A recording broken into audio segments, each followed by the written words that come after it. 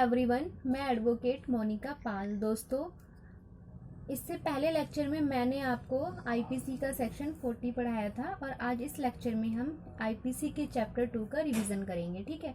Chapter 2 का नाम है जनरल एक्सप्लेनेशंस यानी साधारण स्पष्टीकरण। चैप्टर 2 में 6 से लेकर 52A तक सेक्शंस दिए गए हैं और इन सेक्शंस की केवल हेडिंग आपको याद करनी है। तो देखिए, पढ़ लेते हैं सेक्शन 6। देखिए, आईपीसी के सेक्शन 6 ये एक मुश्त डिक्लेरेशन करती है। ठीक है। और सेक्शन 6 को निर्वचन की पूंजी भी कहा जाता है। ये मैंने आपको पहले भी पढ़ाया था। अब बात करते हैं सेक्शन 8। सेक्शन 8 इसमें बताया गया है लिंग यानी जेंडर के बारे में। ठीक है। देखिए, इसमें बताया गया जो ही वर्ड है, ही वर्ड किसी के लिए भी यूज होता है, जैसे कि चाहे वो नर हो चाहे वो नारी हो। आईपीसी के अंतर्गत नर के लिए भी ही का वर्ड यूज होगा और नारी के लिए भी ही का वर्ड ही यूज होगा। तो ये प्री में पूछा जाएगा। ठीक है। अब है सेक्शन 9। इसमें नंबर यानी वचन को बताया गया है, इसकी केवल आप हेडिंग याद कर लीजिए। अब है सेक्शन 10। इसमें पुरुष यानी कि मैन और वोमैन, पुरुष और स्त्री को बताया गया है। यानी आईपीसी के अंतर्गत पुरुष, किसी भी आयु का यदि कोई पुरुष है तो उसको पुरुष ही कहा जाएगा, चाहे वो कोई छोटा बच्चा है। ऐसा नहीं है कि यदि कोई बालक है तो उसको बालक कहा जाएगा। यदि वह नर है तो उसको पुरुष ही कहा जाएगा। यदि कोई स्त्री है, चाहे वो 5 साल की है, चाहे वो 1 मंथ की है, चाहे वो 80 ईयर की है, ठीक है, उसको स्त्री ही कहा जाएगा। ये आपसे एग्जाम में प्री में पूछा जाएगा। ठीक है। अब है सेक्शन 11। देखिए, सेक्शन 11 में व्यक्ति यानी पर्सन की बात की गई है। तो यहाँ पे व्यक्ति से क्या अभिप्रेत है? इससे अभिप्रेत है कि कोई भी कंपनी, वो भी इसके अंतर्गत आएगी, कोई संगम या फिर कोई व्यक्ति निकाय, चाहे वो निगमित हो या नहीं, व्यक्ति शब्द के ही अंतर्गत आता है। ठीक है। अब देखिए सेक्शन 12। इसमें लोक को बताया गया है यानी कि पब्लिक। इससे क्या अभिप्रेत है? लोक कोई भी वर्ग या कोई भी समुदाय, वो लोक शब्द के अंतर्गत आएगा। ठीक है। सेक्शन 13 है, वो रिपील हो चुका है। ठीक है, 1950 में। अब है सेक्शन 14। इसमें बताया गया है सरकार का सेवक, सर्वेंट ऑफ गवर्नमेंट। ठीक है। इसकी केवल आपको हेडिंग याद होनी चाहिए। अब है सेक्शन 17। सेक्शन 17 में सरकार यानी गवर्नमेंट को बताया गया है। सरकार से क्या अभिप्रेत है? देखिए, सरकार से अभिप्रेत है चाहे वो केंद्रीय सरकार हो या फिर किसी राज्य की राज्य सरकार। ठीक है, वो सरकार के अंतर्गत ही आएगी सेक्शन 17 में। आईपीसी के प्री में यहाँ से क्वेश्चन पूछा जाता है सेक्शन 17 से। ठीक है। सेक्शन 18 ये भी प्री में क्वेश्चन पूछा जाता है, भारत। अब देखिए, भारत से क्या अभिप्रेत है? भारत से अभिप्रेत है भारत का जो राज्य क्षेत्र होगा उससे अभिप्रेत है। प्री में इसकी हेडिंग आपसे पूछी जाएगी। ठीक है। सेक्शन 19 इसमें न्यायाधीश को बताया गया है, तो इसकी हेडिंग भी आप याद कर लीजिए। अब है सेक्शन 20। सेक्शन 20 में न्यायालय को बताया गया है। ठीक है। तो देखिए, इसमें प्री में क्वेश्चन बनता है कि न्यायालय शब्द उस न्यायाधीश का जिसे अकेले को ही न्यायिक कार्य करने के लिए विधि द्वारा सशक्त किया गया है, ये कहाँ पे बताया गया है? तो ये सेक्शन 20 में बताया गया है। ये प्री में क्वेश्चन आएगा। ठीक है। अब है सेक्शन 21। इसमें लोक सेवक यानी कि पब्लिक सर्वेंट को बताया गया है। देखिए, सेक्शन 21 में 12 पॉइंट दिए गए हैं, तो आप इनको अच्छे से पढ़ लीजिएगा क्योंकि इनमें से प्री में क्वेश्चन आते हैं। ठीक है। अब है सेक्शन 22। सेक्शन 22 में जंगम संपत्ति यानी कि मूवेबल प्रॉपर्टी को बताया गया है। जंगम संपत्ति का मतलब होता है चल संपत्ति, इसको समझ लीजिए। जंगम संपत्ति शब्दों से आश्रित है कि इनके अंतर्गत हर भांति की मूर्त संपत्ति आती है। ठीक है। किंतु भूमि और वे चीजें जो भूबद्ध हो या भूबद्ध किसी चीज से स्थायी रूप से जकड़ी हो, इनके अंतर्गत नहीं आती। यानी कि जैसे कोई पेड़ है, ठीक है, जो कि जमीन से जकड़ी हुई है, वो मूवेबल प्रॉपर्टी नहीं होगी। जो संपत्ति को हम एक स्थान से किसी दूसरे स्थान तक ले जा सकते हैं, वो मूवेबल प्रॉपर्टी होगी। ठीक है। अब है सेक्शन 23। सेक्शन 23 में सदोष अधिलाभ और सदोष हानि, इसकी हेडिंग आप याद कर लीजिए, ये प्री में पूछा जाता है। और ये जंगम संपत्ति किस सेक्शन में बताया गया है, ये भी आपसे प्री में पूछा जाएगा। ठीक है। अब देखिए, सदोष अधिलाभ और सदोष हानि यानी कि संपत्ति की हानि या संपत्ति का लाभ। ठीक है। अब है सेक्शन 24। इसमें बताया गया है डिसऑनेस्टली यानी बेईमानी से। इसकी हेडिंग याद कीजिएगा, ये क्वेश्चन एग्जाम में बनेगा। ठीक है। अब है काउंटरफीट, सेक्शन 25 यानी कपटपूर्वक। तो कोई व्यक्ति किसी बात को कपटपूर्वक करता है, यह कहा जाता है यदि वह उस बात को कपट करने के आशय से करता है, अन्यथा यह नहीं। ठीक है, यानी उसका जो इंटेंशन है वो कपट करने का है तो कपटपूर्वक कहा जाएगा, अन्यथा नहीं कहा जाएगा। तो सेक्शन 25 में कपटपूर्वक बताया गया है, इसकी हेडिंग याद कर लीजिए, प्री में क्वेश्चन पूछा जाता है। अब है सेक्शन 26 विश्वास करने का कारण, ये भी क्वेश्चन प्री में पूछा जाता है। ठीक है, ओनली इसकी हेडिंग पूछी जाती है।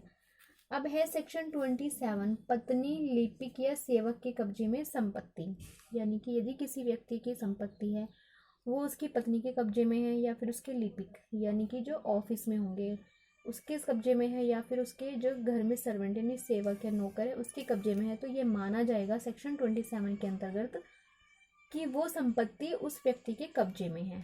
ठीक है, तो ये प्री में क्वेश्चन पूछा जाता है। अब है सेक्शन 28 कूटकरण।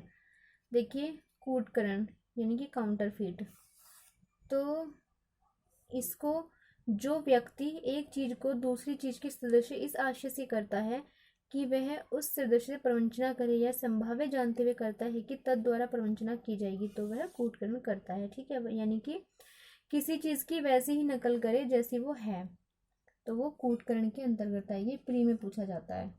अब सेक्शन 29, इसमें दस्तावेज को बताया गया है, ये प्री में क्वेश्चन पूछा जाता है। देखिए, दस्तावेज के अंतर्गत क्या आता है, ऐसा नहीं है कि जो केवल कागज पर लिखा है वो ही दस्तावेज माना जाएगा, ऐसा नहीं है।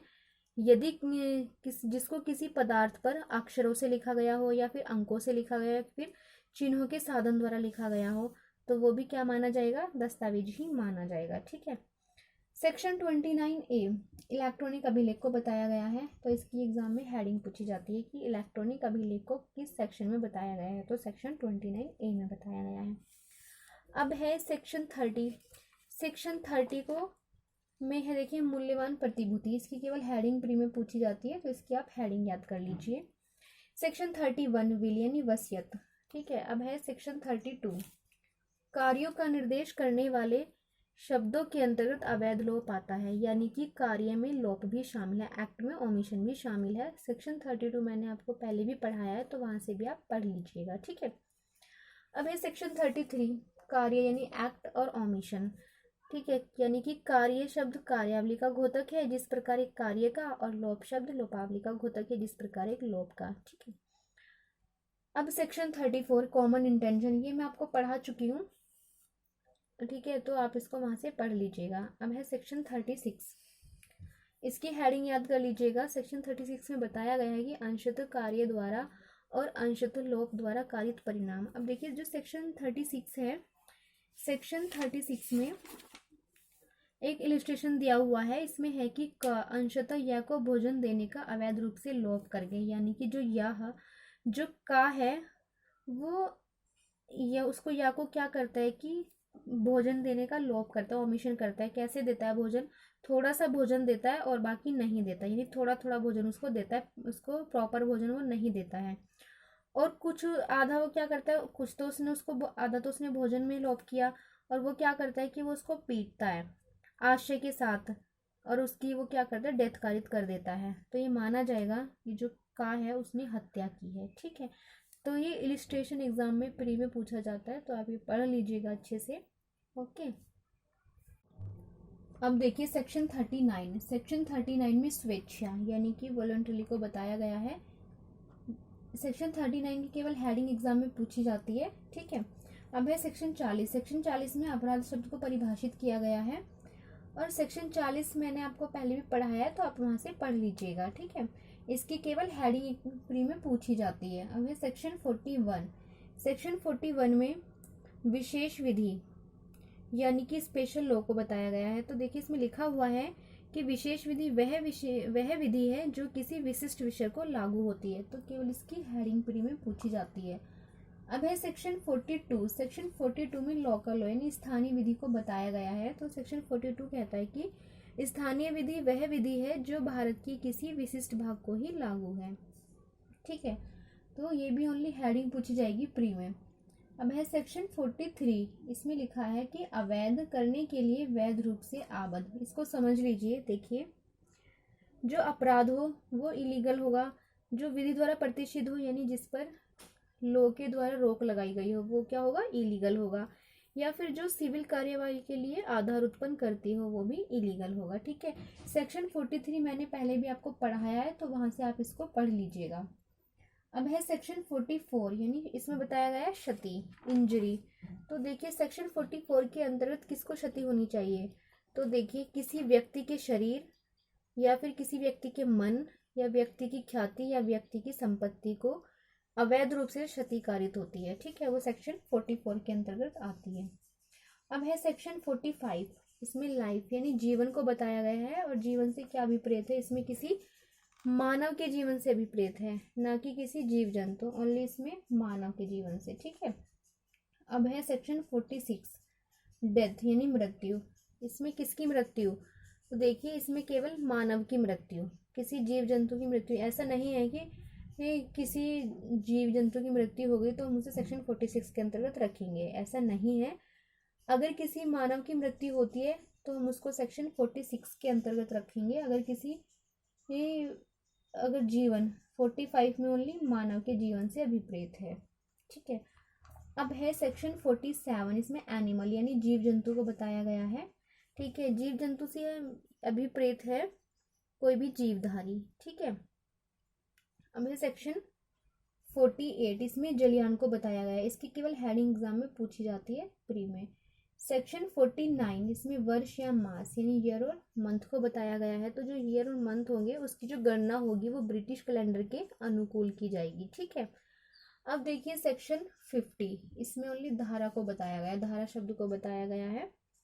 प्री में क्वेश्चन पूछा जाता है कि धारा शब्द को किस धारा में बताया गया है, तो इसमें सेक्शन 50। सेक्शन 51 शपथ यानी ओथ को बताया गया है, जो कि शपथ ली जाती है। ठीक है, न्यायालय के समक्ष। अब सेक्शन 52 में सद्भावना पूर्वक यानी कि गुड फेथ को बताया गया है, इसकी केवल आप हेडिंग याद कर लीजिएगा, प्री में ओनली इसकी हेडिंग पूछी जाती है। अब है सेक्शन 52A, इसमें संश्रय को बताया गया है। ठीक है, तो दोस्तों आज के लेक्चर में इतना ही। इससे आगे के लेक्चर में मैं आपको चैप्टर 3 पढ़ाऊंगी। धन्यवाद।